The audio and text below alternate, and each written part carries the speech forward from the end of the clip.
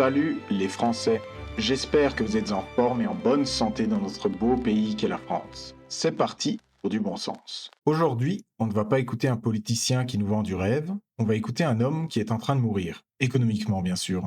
C'est un entrepreneur, un artisan, un prothésiste dentaire, un homme qui a un savoir-faire, qui a des salariés et qui paie ses impôts en France.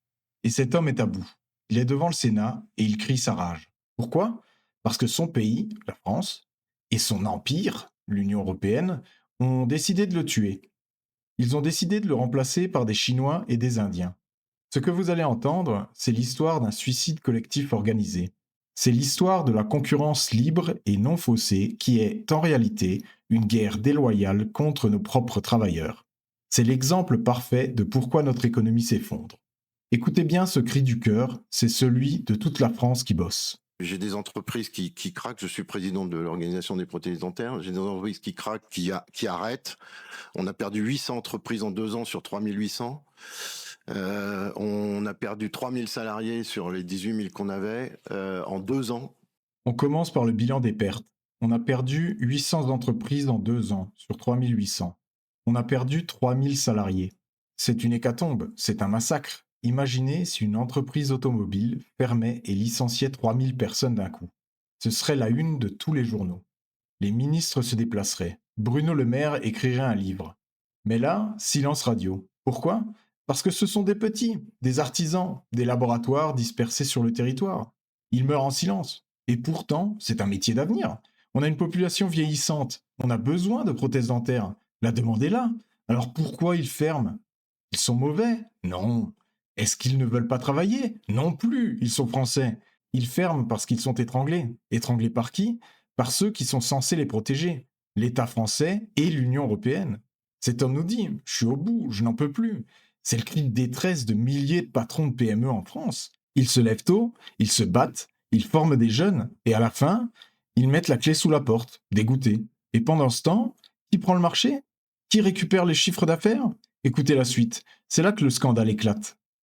Les labos qui faisaient 20 millions de chiffre d'affaires en importateurs de prothèses font aujourd'hui 50 millions de chiffre d'affaires en 2 ans. Ils ont augmenté de plus de deux fois leur chiffre d'affaires. Ils font plus de 8 millions de résultats nets. C'est impossible pour nous pour faire ça. Et vous voyez, je pense que mon métier est l'exemple parfait de ce qu'il ne faut pas faire. C'est la mécanique du désastre. D'un côté, vous avez les fabricants, comme lui, ceux qui créent de la valeur ici en France, ceux qui embauchent ici, ceux qui paient des charges ici, eux, ils coulent. De l'autre côté, vous avez les importateurs, ceux qui ne fabriquent rien, ceux qui se contentent d'acheter en Chine ou en Inde pour revendre en France. Eux, ils ont doublé leur chiffre d'affaires. Ils font 8 millions de résultats nets. C'est ça le modèle économique de Macron et de Bruxelles. On tue celui qui produit, on enrichit celui qui fait du trading. On transforme la France en un pays de consommateurs et d'intermédiaires, qui achètent des produits fabriqués à l'autre bout du monde. C'est le grand remplacement économique. On remplace le prothésiste qualifié français par un conteneur venu de Shenzhen. On remplace l'usine par l'entrepôt logistique. On remplace le salaire de l'artisan par la marge du trader. Et le pire, c'est que ce n'est pas une fatalité. C'est le résultat de règles que nous avons écrites. C'est un sabotage interne. Regardez comment l'Europe nous tire une balle dans le pied. On se crée des règles chez nous. On nous impose des choses. On a des règles sur la réglementation européenne sur les dispositifs médicaux avec des traçabilités, des choses qui nous coûtent un argent fou pour mettre en œuvre. Et on laisse entrer en Chine sans aucune taxe, sans aucune règle, sans aucun contrôle. Parce que la NSM n'ira pas contrôler un laboratoire en Chine. Par contre, ils sont venus chez moi. Faut que je mette une aspiration, faut que je fasse ci, faut que je fasse ça. C'est le cœur du scandale. C'est l'absurdité totale. Il nous explique la différence de traitement. Pour les Français, réglementation européenne sur les dispositifs médicaux, traçabilité, normes d'aspiration, contrôle de l'ANSM, ça coûte un pognon de dingue, comme dirait l'autre. Ça prend du temps, ça alourdit le prix, c'est la bureaucratie qui vous empêche de bosser. Ça rejoint ce que disait Lisnard dans la vidéo précédente. Pour les Chinois, sans aucune taxe, sans aucune règle, sans aucun contrôle, la NSM ne va pas aller contrôler un labo en Chine quand même. Vous vous rendez compte ? L'Union européenne, qui est censée nous protéger, impose des normes draconiennes à ces entreprises. Mais elle ouvre grand les portes aux produits étrangers qui ne respectent aucune de ces normes. C'est du suicide. C'est comme si, dans un match de boxe, l'arbitre attachait les mains du boxeur français dans le dos, mais laissait le boxeur chinois utiliser une batte de baseball. Et après, on s'étonne qu'on perde. On nous dit c'est pour la sécurité du patient. Ah bon? Mais si la prothèse française est sûre parce qu'elle est hyper contrôlée, alors ça veut dire que la prothèse chinoise, qui n'est pas contrôlée, elle est dangereuse, non? Pourquoi on laisse entrer des produits dangereux? Soit les normes ne servent à rien et il faut les virer, soit elles sont vitales et il faut les imposer aux Chinois. Mais faire le deux poids, deux mesures, c'est criminel. C'est organiser la faillite de nos entreprises. C'est la trahison des élites européennes. Ils préfèrent le libre-échange dogmatique à la survie de nos industries. Franchement, on a envie de vous dire, mais faut qu'on arrête. Moi, demain, soit je me transforme en entreprise d'importation, soit j'arrête ce métier. Eh ben, c'est qu'une petite niche. Je suis d'accord avec vous. C'est 1,5 milliard de chiffre d'affaires. C'est 15 000 salariés. Mais c'est quand même dommage de se passer d'un savoir-faire et d'un truc qui est quand même remboursé par la Sécu, par les mutuelles, et on laisse faire ça. Et ça ne profite pas aux patients, puisque la loi Touraine a plafonné les tarifs des chirurgiens dentistes. Et de toute façon, une couronne céramique, c'est 500 euros. Qu'il l'achète 120 euros à mois ou qu'il l'achète 9 euros en Inde, c'est le même tarif. Donc, Et voilà l'arnaque finale pour le consommateur. Pour vous. On pourrait se dire, bon, c'est triste pour les prothésistes, mais au moins moi, le patient, je paie ma dent moins cher si elle vient de Chine. Eh ben non, même pas. Il le dit, ça ne profite pas aux patients. Pourquoi? À cause de la loi Touraine. Merci qui? Merci les socialistes. L'État a plafonné les tarifs. Une couronne céramique, c'est 500 euros. Bon, c'est remboursé, mais c'est un prix fixe. Donc le dentiste, s'il achète la couronne 120 euros au prothésiste français, donc avec les qualités, les normes, les emplois locaux, il marge à 380 euros. S'il achète la couronne 9 euros en Inde, qualité douteuse, exploitation, probablement en pollution, il marge à 491 euros. Le prix pour vous est le même. Le remboursement de la Sécu, vos impôts, est le même. La seule différence, c'est que dans un cas, on fait vivre un artisan français, de l'autre, on enrichit un dentiste importateur et un atelier en Inde.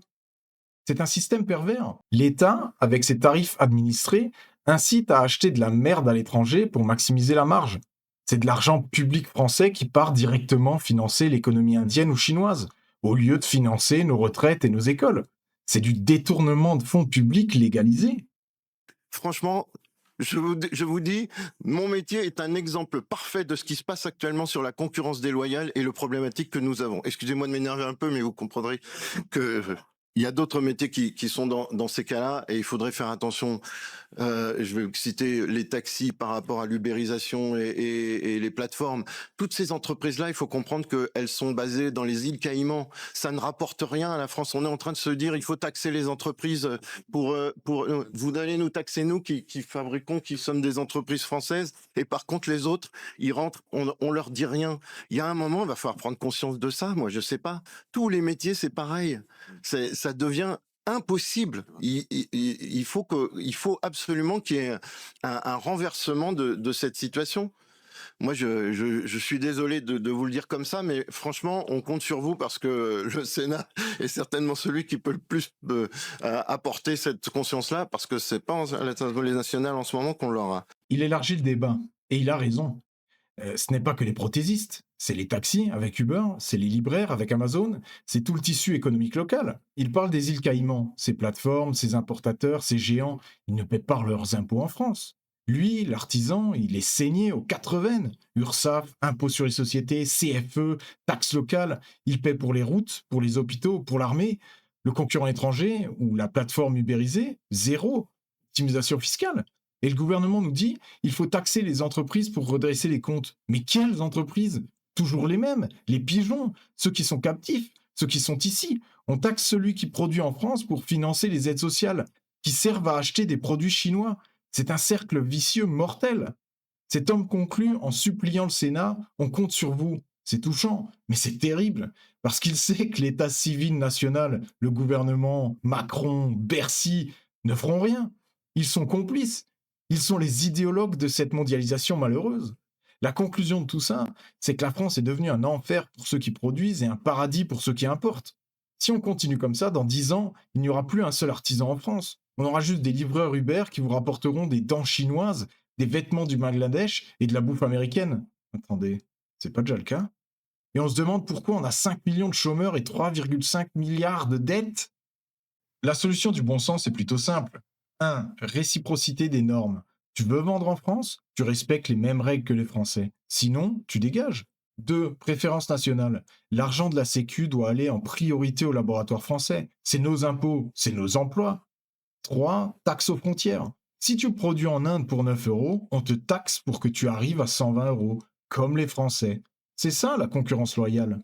Tant qu'on n'aura pas le courage de faire ça, et de dire merde à Bruxelles, bien évidemment, nos artisans continueront de pleurer devant les sénateurs impuissants.